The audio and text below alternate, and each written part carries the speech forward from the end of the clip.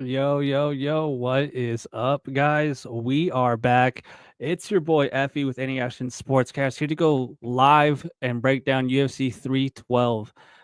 If you're watching this on the replay, man, that's what's up. Hit that like button, hit that subscribe button. Not expecting too many people to watch this live, but didn't feel like recording it, then publishing it, and then doing all the stuff you have to do to edit your video. So I just thought I'd go live and break down these fights pretty quick. Should be a quick stream. Looking to break down this card pretty quickly. And yeah, man, should be a good card, man. That the whole pay-per-view is a little bit weak. The top two fights are what's carrying this card, in my opinion. The rest of the pay-per-view fights are not that good. The prelims are way better though. A lot of closely lined fights, a lot of good fights, a lot of good matchups, a lot of debutantes, and a lot of guys I'm looking forward to see how they perform here. Like I'm really excited for Cody Steele's fight. I'm actually excited for the Ilya Taporia brothers fight because that fight's just a joke. But yeah, it should be a good one, man. So let's get right into it. First fight of the night, we have Young Sung Park taking on, oh my goodness, Nian Jargol Tumen Dembrel. Tumen Dembrel. The guy's last name's a PED. The guy's last name sounds like a steroid. But yeah, he's Mongolian taking on the Korean fighter here, Park 9-0.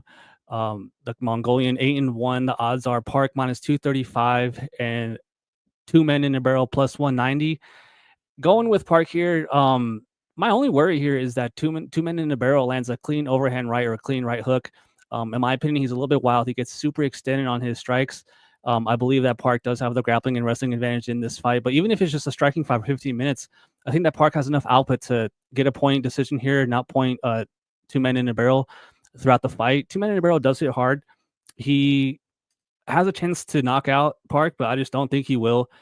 I think that, like I said, if it goes to the cards, I can rely on Park being the one that landed more damage throughout the fight, landed more strikes throughout the fight, and probably wins the decision here in this fight. I like the back takes of Park. I think that if they get into scrambles, I think he could take the back of two men in a barrel in this fight. But like I said, my only worry here is that two men in a barrel lands a big shot. I'm expecting him to go wild in the pocket.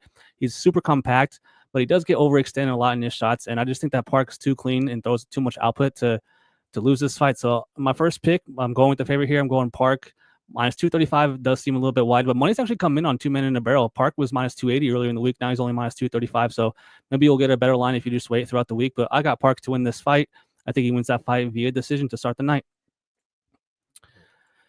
And up next, we have Quinlan Salikilled versus Anshul Jubli. Man, the names on this card are pretty tough. I'll be honest, guys.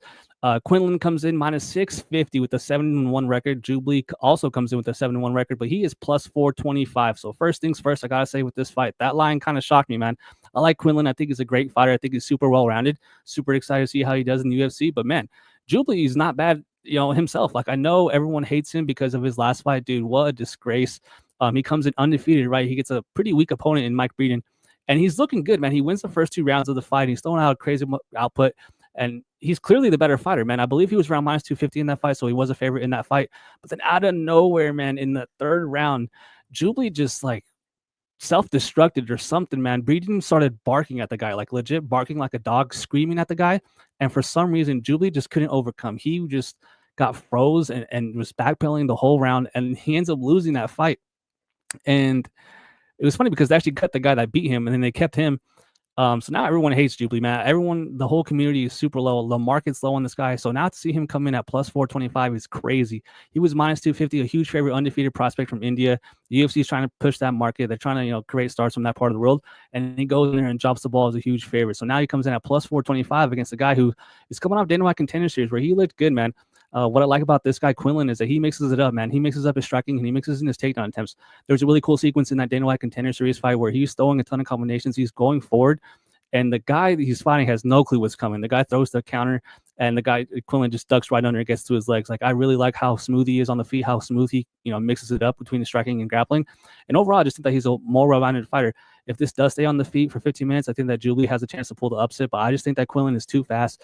And I like his diversity in his strikes, man. He's not just throwing boxing combinations, he's throwing kicks as well. And he can grapple, man. I think he's a better grappler in this fight.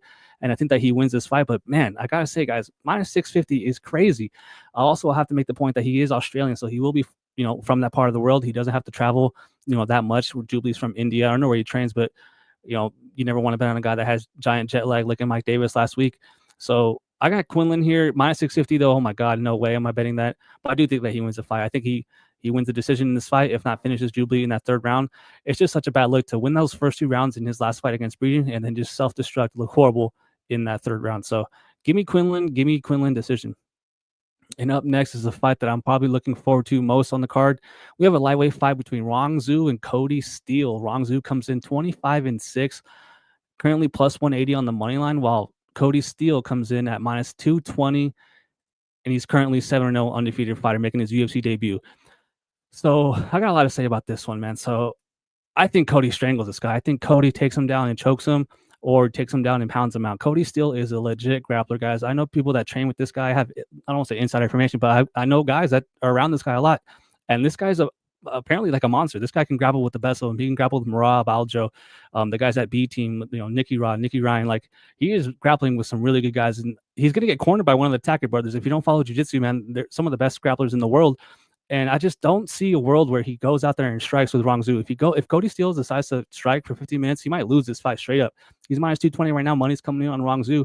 And I get it, man. He's younger in this fight. Cody Steele's 29. Rong Zhu's 24. But he's also 25-6 at 24 years old. This guy has 31 professional MMA fights, only 24 years old. Just crazy.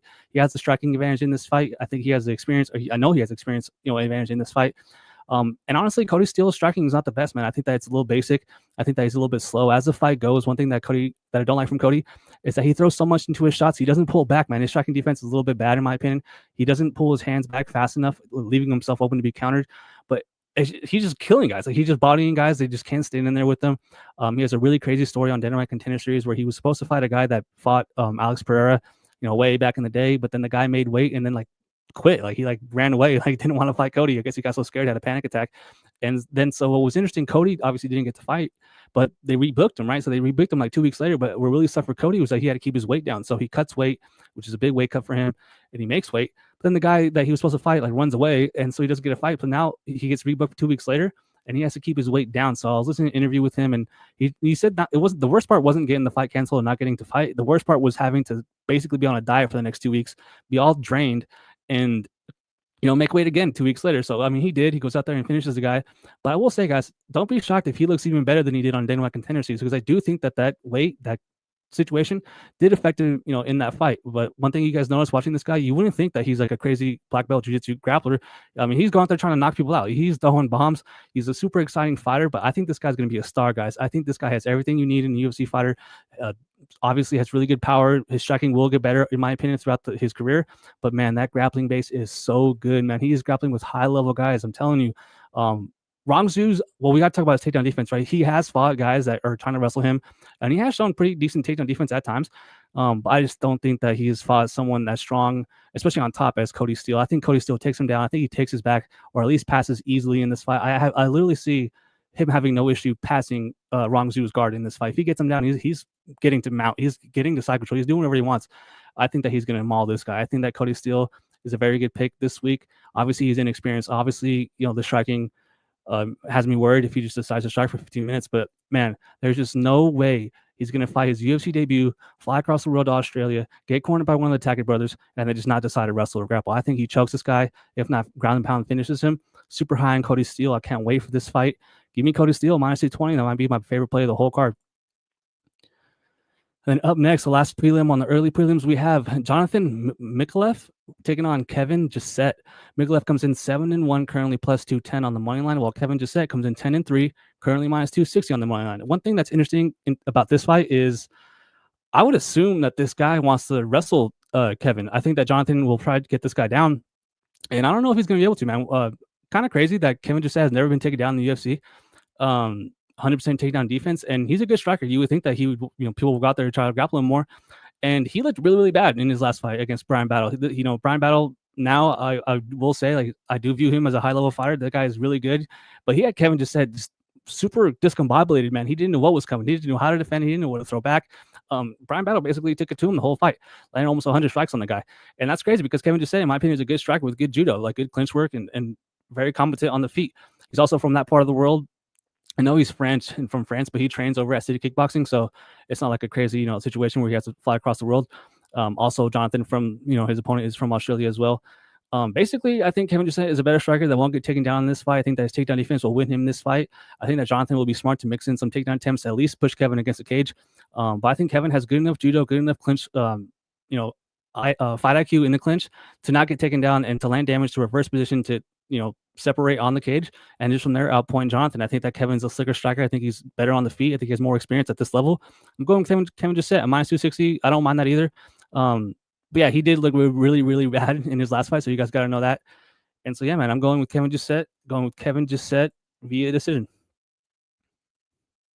And oh my God, this is crazy. This next fight's wild, guys. We have Colby Thickness, Colby Thickness, taking on Alexandre Topuria, Ilia Topuria's brother. Colby comes in undefeated 7-0, while Alexander comes in 5-1. Colby is plus 300, while Topuria is minus 400. This makes no sense to me, man. Yeah, it just makes no sense. I don't even know if Topuria is good, guys. Like this guy, first of all, he never fights. He has 3 fights in the last 5 years. Before that, he takes a huge break.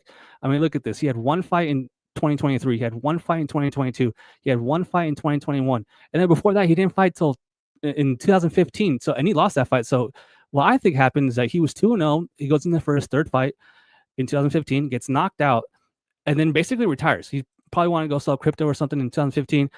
Doesn't fight for 6 years, but then all of a sudden comes back. And the guy they give him for his return fight after not fighting for 6 years is a guy in Lucas Tenario who was 7-18-1. We have to talk about Topuria's strength of schedule, guys. His last 3 wins, a guy that was 7-18-1, which he knocked out. Another guy who was 1-9, who he also ground and pound and finished. And then another guy who was 3-1, who he also finished in the first round. 3 straight first round finishes, all within the last 3 years. 1 fight a year with guys' records like 3-1, 1-9, 7-18. Like, what are we doing? Like, this is crazy. You see someone like that with that kind of strength of schedule, like you just don't get in the UFC. Yeah, right here, my boy, high Mark Water here, dude. I'm picking the underdog here. I don't know if I'll bet him, but bro, like, first of all, I spent this whole time talking about Topuria, but this other dude, Colby, he's a good grappler, and he trains with Volkanovski. What's funny about this fight, as everyone knows, Colby will be cornered by Volkanovski, and then Topuria obviously will be cornered by his brother. We all know what happened between Volkanovski and Topuria, so it's kind of like a little beef. But dude, Craig Jones is going to be cornering this guy. Like, this guy can grapple. This guy is grappling with high-level guys. I don't care if anyone who you are. If you're coached by someone like Volkanovski, getting the same coaching as Volkanovski, you grapple with guys like Craig Jones, like, you can grapple. Like, this is not like he's not going to get mauled in there by Topuria.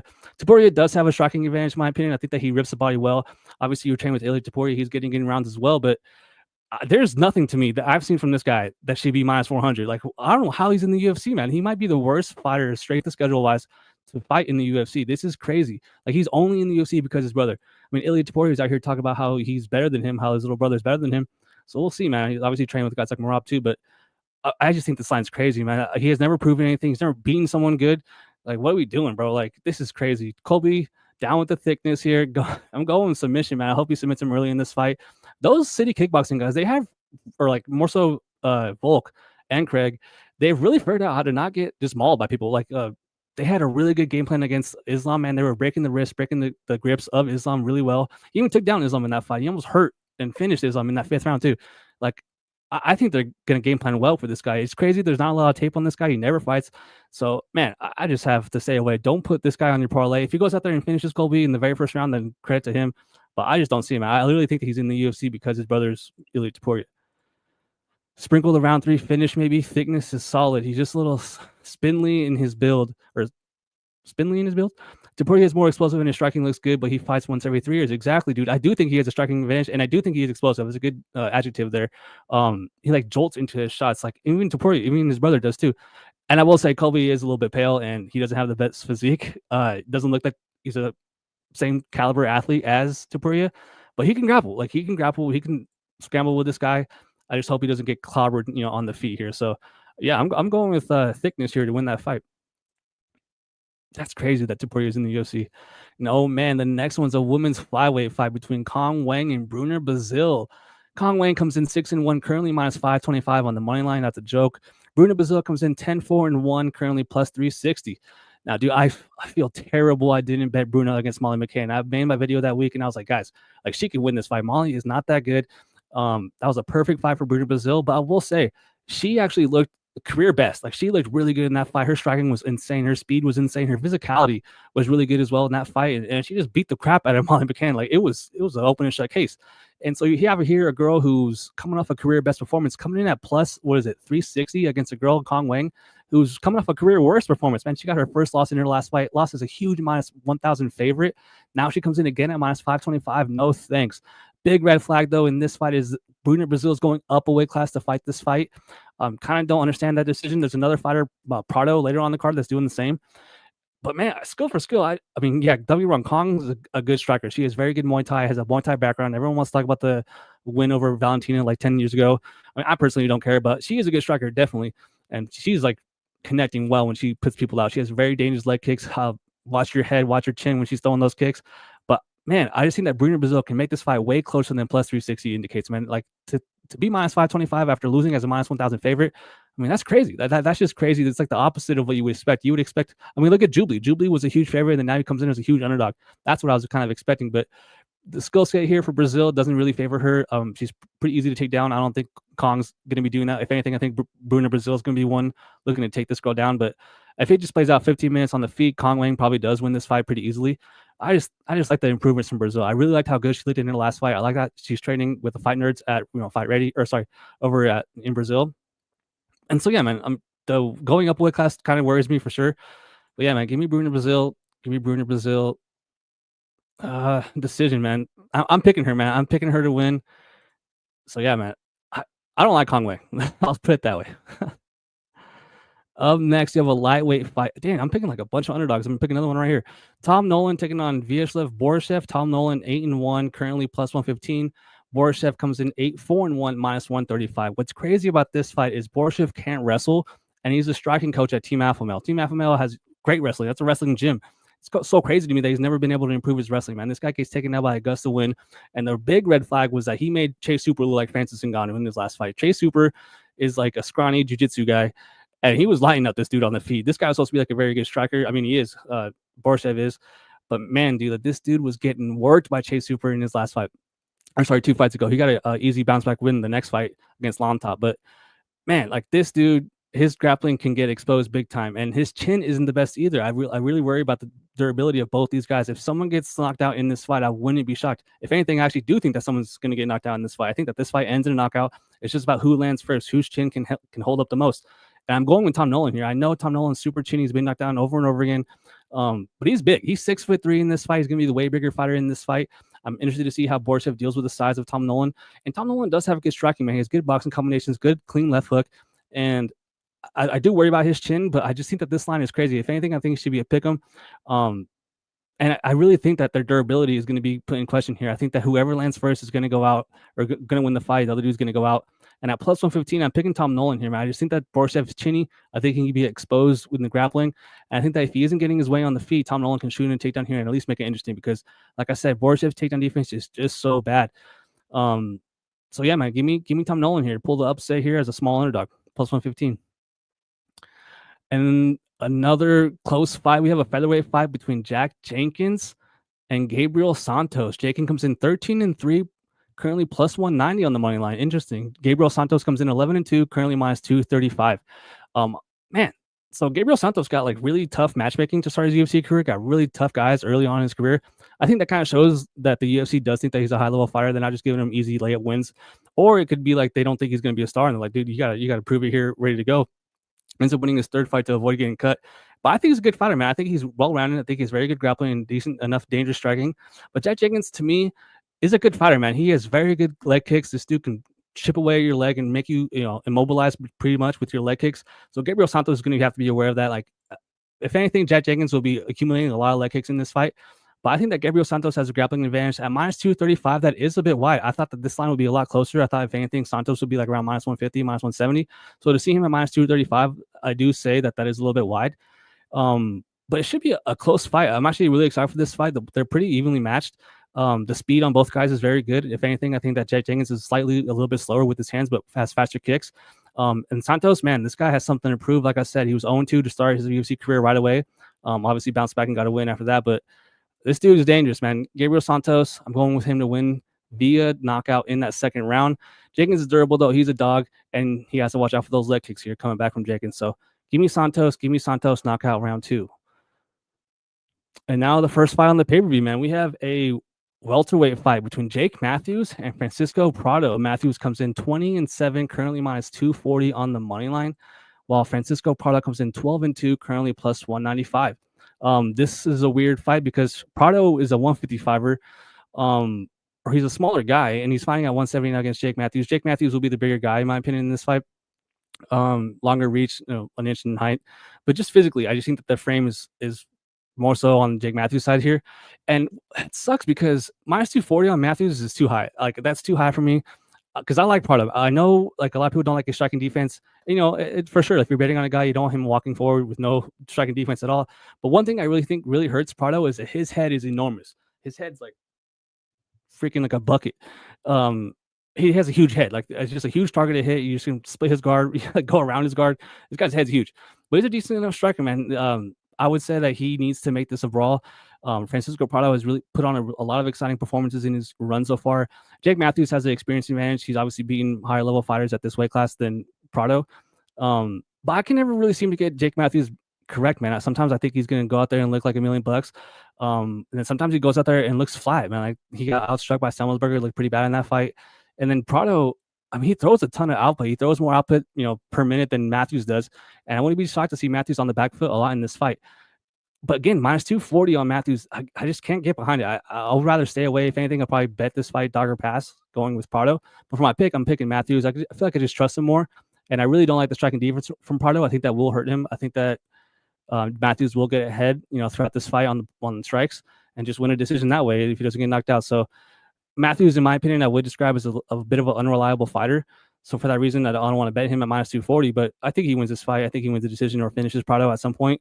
But I'm interested to see how Prado looks against someone like Matthews here. So going to be a good fight to start the pay-per-view. I know a lot of casuals out there probably don't know who these guys are, but Matthews is a good fighter with a lot of experience and has been in exciting fights. So give me Matthews here. Give me Matthews' decision.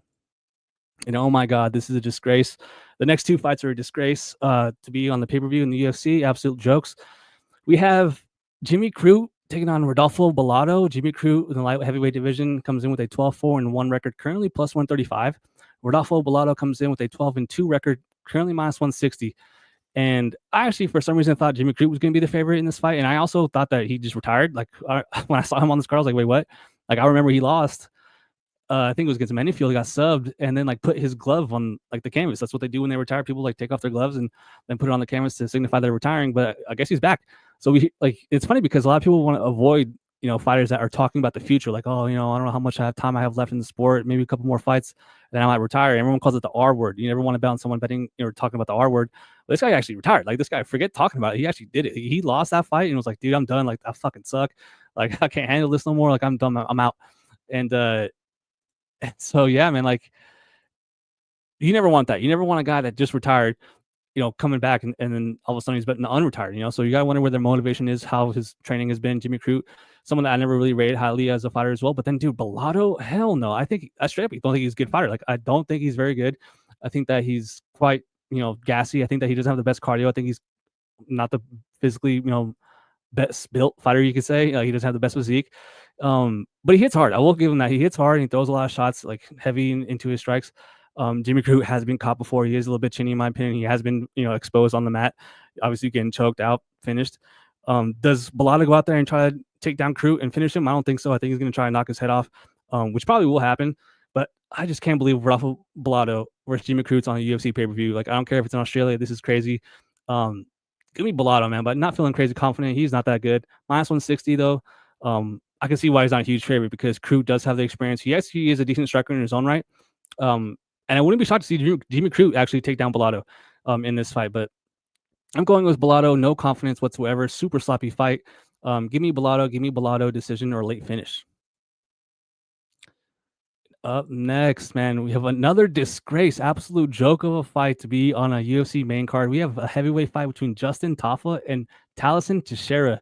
Tafa comes in 7-4, currently plus 115, and Talison Teixeira comes in 7-0, currently minus 135. So I'm going with Taffa here, but again, like I don't think he's good. I don't think Justin Taffa is a good fighter. I think he's a decent striker, but he's not a real MMA fighter, man. He's a straight up striker that needs to win via knockout or he's going to lose. This guy can't get up. This guy has never been to a single wrestling class in his life. He's never been to a jiu-jitsu class in his life. He skips it every day. This is crazy. The Taffa brothers can't wrestle. If you put them on their backs, they're not getting up. They're like hippos. They're like fish. Like they're not getting up. This is crazy. But they can hit hard, man, and they can also kick really hard. The one thing about the Taffa brothers is that they slam those low leg kicks, man. Their thighs are enormous, and you oftentimes find their opponents with like big red marks on their thighs and their calves. And then Teixeira hits super hard, man. This guy is a beast, 7-0 undefeated fighter here, and he's enormous, man. He's 6'7" with the 83-inch reach. You just never see that. This guy's playing the wrong sport. He probably honestly isn't that athletic if he's fighting MMA with that kind of frame. 25 years old, 6'7" with 83-inch reach. Probably didn't make any basketball. Probably couldn't do anything else. Yeah, man, he's here. He's fighting the UFC. He's super hard. Taffa's going to have to stay safe. That range is going to be super hard to deal with. But I think he's going to be able to kick him, man. Like, I don't think he's going to go in there and throw a 1-2 and try to crash the pocket, against someone that's 6'7" with that kind of reach. I think he's going to be kicking from the outside. I think he's going to be kicking, circling, and kicking some more. So, yeah, we got my boy MMA Clips in the chat. What up, bro? He says, Effie. He also says, what's up, dude? What up, man? If you want to join, I'll send you the link, bro. Hit me, like the stream. That's what's up, man. Who you have in this fight? Who you have, Taffa and Teixeira? Because I think Taffa is a good, like he's a decent striker, but I just think he's a bad fighter. Like I would never bet this guy or his brother either. Yeah, I mean, just how the hell is this on the pay-per-view? What is going on? Like you couldn't put someone else on the pay-per-view? This is crazy. Yeah, another underdog, man. I've picked quite a few underdogs. Didn't really realize I was gonna pick this many underdogs. But yeah, I'm going Taffa, man. I wouldn't lay the money here. I just feel like it's too big of a risk. I really think that Teixeira has a good chance of landing on that chin, or at least taking him down. Like I don't expect him to go out there and grapple with this guy. I think he's going to try and strike, but there's just no way you can watch Justin Taffa's tape. You can't watch him. Like if you watched him fight, he can't wrestle. Like he cannot wrestle, and that he's most dangerous on the feet. So it would make no logical sense to strike for 15 minutes. But yeah, I mean, it's just one of those things where it's a close striking fight. One guy has way more experience at this level. But one guy is also super one-dimensional. I think Taffa is just off his. I think he's going to lose a round if he ends up on his back. The round's over, and hopefully he starts the next fight in the round not gassed. So crazy that fight's on the main card. But now it's time for the two bangers of title fights, man. We have the women's strawweight title fight. Weili Zhang taking on Tatiana Suarez, and I have a lot to say about this one. We have Weili Zhang coming in 25-3, the current champ, coming in at even money, while Tatiana Suarez, the prospect, undefeated, 11-0, comes in at -120. Going with Weili in this fight. Now, I know, like, Tatiana might make this look crazy easy, man. She might make it look super easy, because her wrestling is just unreal, guys. Like, her wrestling, her grappling is just a different level than everyone else. Like, sometimes these type of fighters come along and no one can stop them. No one can stop the takedowns. No one can stop them when they get down. And that's the big thing, man. Tatiana has really good control. She takes you down, and that's it. Like she's like anaconda in there. She's like a shadow. Super strong, super good technique. She's obviously dating Patchy Mix is really good. Training at Extreme Couture. With her, it's just her ability to get in the cage. Like her actual skills, that's not the problem. Like she's totally good. Like she's championship level caliber fighter. It's just that she's never fighting. She's always injured. She's had some weird like life situations going on. She's beaten cancer twice. So shout out to her. She's had like real serious stuff, like neck injuries and stuff. Like she was going to be in the Olympics. But then obviously the neck injury happened. And so, I mean, dude, her grappling is unreal. And I just think that, oh, here we go. He says, my homie says, feels like everybody's on Suarez for some reason. Not me, bro. Not me, bro. I'm going with Weili. I might bet her. I want some more plus money. Money's coming in on Tatiana. But that's the thing, dude. Like, Weili's been taken down before, like easily. She got taken out 3 times by Zhang Wang, or was the last Asian girl she fought. Like that's crazy. Like that's bad. Like that's real bad. She got taken down by Rose. Like that's bad. I mean Rose is good and everything, but like Tatiana is way better than that. Like she is miles ahead of that, like in wrestling. And so it's gonna be dangerous, man. If you can't take this girl down, I think that Weili is going to be rocking her on the feet. I think that on the feet, there's a huge gap in skill. And just in general, man, I think that Weili has been pushed before. I think she's been in wars. I think that she's, she's proven that she can put it together for 5 minutes, or sorry, 25 minutes, 5 rounds. Whereas Tatiana's going there and just knocking everyone over. Like she's just bulldozing everybody she's, ever fought, which on one hand, got to give her credit, like where it's due because, she's obviously dominating. But on the other hand, it's kind of a deterrent because like, she's never been pushed. She's never been, extended. Like, I think that Weili will do. Weili's a physical specimen. That's another reason why I like her in this fight. She's training hard, man. She has those weird Chinese genetics, training at Bang Tao MMA over there in Thailand with the Hickman brothers. Very good coaching, guys. Those are some of the best coaches in the world, in my opinion. They have fighters with very good game plans as well. I've met George; he's a very good coach, a very good grappling coach, and they know, man, they know who Tatiana is. They're not, going to be shocked, like, oh man, like, what are we going to do if you get taken down? Like, they're training for this. They know what's going to happen. It's just, can you stop it? Like, every round starts in the feet, and this might be a fight where Tatiana only needs one takedown. If Tatiana goes out there and finishes Weili Zhang in that first round, I wouldn't be shocked. But if she goes out there, takes down Weili, and Weili gets up, somehow scrambles and gets to her feet, oh man, I would love to have money on Weili in that moment. Like, I would not want my money on Tatiana, because if she gets tired at all, I think Weili puts it on her. Now, granted, like, we haven't ever seen that, because she's going out there and finishing everybody so quickly that how can you say that she has better cardio? You can't. You're just going to assume that she won't look as good as the fight extends, man. I think that every round starts in the feet. I think that Weili is a good enough, strong grappler to not get taken down over and over again in this fight and stay on her feet, but she's got to be smart. And one thing I do like about this fight is that there's really no threat on the feet from Tatiana. Like, Weili had to worry about getting taken down by Rose. She had to worry about the striking in her last fight. But even in that last fight where she got taken down like 3 times, like, she basically knocked the girl out, and the ref like didn't call the fight. Like, I remember the corner came out and like stood the girl up, and then like walked her to the stool, which you're not allowed to do. And then the fight continued. So everyone that had Weili inside the distance or Weili knockout, like, they all got screwed. It was crazy. So yeah, man, I like Weili, man. Give me Weili at plus money all day. Like I said, though, it could be one of those fights where Tatiana goes out there and takes her down and just eats her for breakfast. It's kind of one of those fights where it does feel like Tatiana has been destined to be champion forever, and then finally she does, get this fight. Also, I will say, last note on this fight is that the UFC didn't book this fight originally. Like, originally, Tatiana was supposed to fight Verna Jandiroba, and then something happened with Verna so that she couldn't fight, and then so they're like, screw it, you're just getting straight to Weili. So they actually thought that she needed to win one more fight before getting Weili, so they skipped the line. Now she's fighting Weili, which, no problem, because she's a very good fighter. But yeah, man, give me Weili plus money. I'm hoping to get plus 110 eventually throughout the week. I think that a lot of money is going to be coming in on Tatiana. Like my boy said, feels like everybody's on Suarez, but not me, man. I'm going with Weili Zhang. My boy says it's going to be a banger fight, very competitive, I bet. Hopefully, man. And that's the thing. If it is competitive, I think that Weili's going to win. I feel like the only way Tatiana wins is if she goes out there and just dominates. Like, if this is a dominant performance from Tatiana, I wouldn't be shocked. But if it's close, I would rather have my money on Weili Zhang, man. Give me Weili. Now it's time for the main event of the evening. Oh, here we go. One more comment. Why isn't my shit working?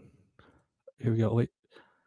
Zhang was plus 110 a day ago or two. I was super, super surprised. Yeah, definitely, man.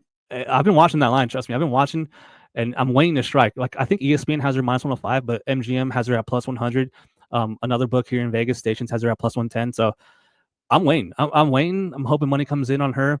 So yeah, man, I like Weili this week, dude, and still. But yeah, now it's time for the main event, guys. We have Sean Strickland taking on Dricus du Plessis. If you haven't already, if you're watching on the replay, hit that like button, hit that subscribe button, and then leave me a comment, man. Hit me up. Let's get the algorithm going. But yeah, man, Strickland versus du Plessis. I'm going with Strickland here. Kind of the theme of the card. I'm going with a lot of underdogs. And I actually had Dricus in the last fight. I had $100 on Dricus, and he obviously won. It was a close fight, man. And just the way they fight, I think that Strickland can win this one, man. Two big things that I don't like going for Strickland if I were to bet him in this fight. One, the takedowns, man. He got taken down 6 times by Dricus, and that's what saved him in that fight. The ability for Dricus to take down Sean Strickland is what won him that fight, plus that headbutt, bro. If Sean Strickland didn't get headbutted, he would have won that fight. The damage looked really bad. Like, he was cut up, bleeding, and I was so happy when that happened because I had money on Dricus. I was like, all right, cool. Like, this is close, but the damage looks way worse for Strickland because of blood. But it's funny because Dricus's face was all fucked up. Like, his eye was all swollen. And yeah, to hear him, I don't know if you guys have seen his interviews, but he actually has talked about this fight a lot. And his mindset to me was like, dude, I don't want to bet on this guy ever. He was talking about how he basically took the first round off and he was just going out there to see how Sean was. And Sean like beat him up bad in that first round. He came back to the corner and was like, all right, well, I got to start turning it on because his jab's really good. He's pumping out there like crazy. And to me, to have a title fight where you just go out there and take a round off like that, that's hella crazy to me. Obviously, Sean Strickland doesn't have the finishing ability that you would want in a fighter here in a title fight. Basically, Dricus knows the only way he can lose is the decision.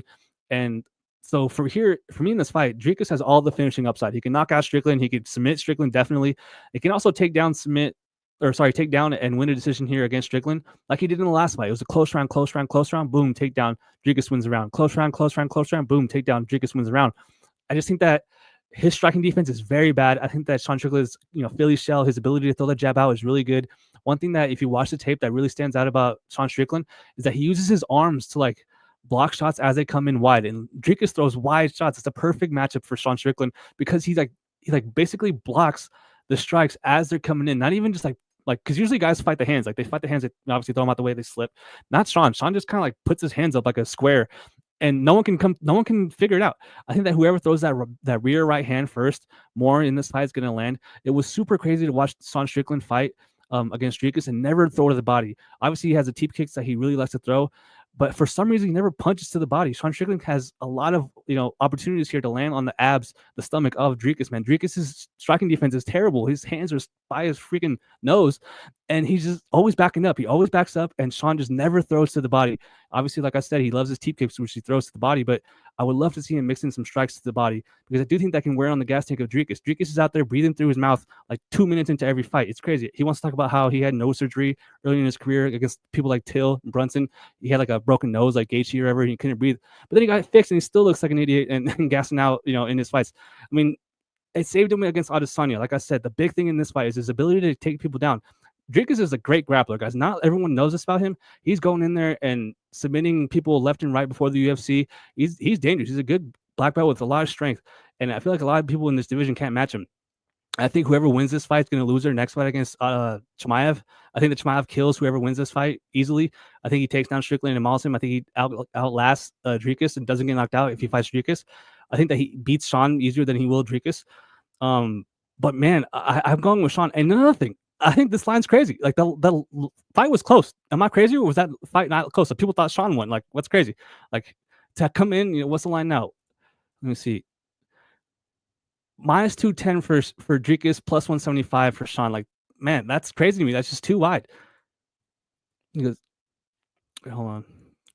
MMA Clip says line is definitely wide, but I think DDP is going to be working the body a lot in this rematch. Yeah, dude, like neither guy was doing it. It was crazy. Like I'm watching it live. I just remember it being really close. Like, oh, I'm happy my guy won and everything. To take down the cut. I remember all that stuff. But when you rewatch it, it's crazy. Like it's like almost they got told to like not throw to the body. It's absolutely crazy because it's there, dude. It's there. Obviously, Sean has that Philly shell. Obviously, super high, and then Dricus is just doing whatever. Like he's just reacting. He has no technique, nothing. Like with his striking offense or striking defense. Like he's just out there vibing. But yeah, I think that if he does, man, he'll get to the gas tank of Sean for sure. Because yeah, I agree. But Strickland also open to the body. We saw Poton abuse the body. Yeah, Poton loves that right to the body, come up top left hook. Obviously, he killed Sean. Alex is training with Strickland, getting ready for this fight. Sean was like doing an interview talking about how Pereira doesn't like this Strickland, which is funny.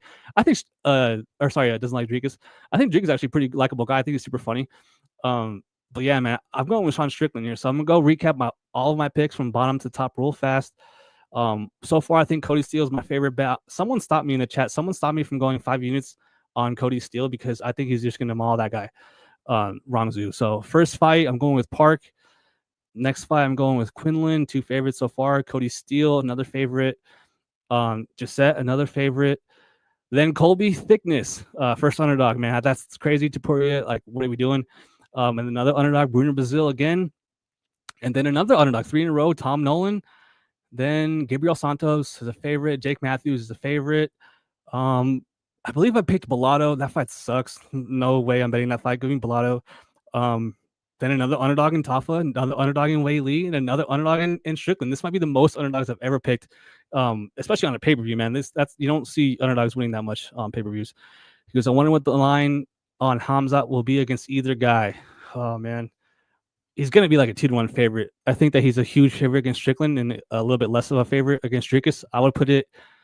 It's probably out actually. It's probably out there somewhere. I'd go Chimaev minus 300 against Strickland, and then probably around like minus 250 against Dricus. So yeah, man, that'll do it for the show. Thanks a lot for watching. Shout out to my boy MMA Clips, bro. If you ever want to hop on the stream, let me know. Did it kind of last minute, like I said. I didn't want to record this week. My birthday's this week, so I want to be able to chill after work. But yeah, I didn't want to like set up my camera and then edit and do all this stuff. So I was like, you know what, I'm just gonna go live. Like 5 people are gonna watch it anyway. So yeah, man, thanks everyone for watching. If you're watching the recap, hit me up. My boy says I'd love to next week. Hit me up on I don't know if you follow me on Instagram or Twitter, but hit me up. Yeah, well, we'll set it up, dude. No problem. Always down to have people on that know UFC, man. Super fun, yeah. So should be a good card, man. 13 fights. Like I said, guys, someone stopped me from sending the house on Cody Steele. I think Cody Steele rocks and destroys this guy. So Yeah, man. And me, my boy says great breakdowns. I'll hit you up. Yeah, man. Good luck this week, and I'll see all you guys next week. Appreciate you commenting, bro. Yeah, and good luck. I'll see you guys next week. Peace.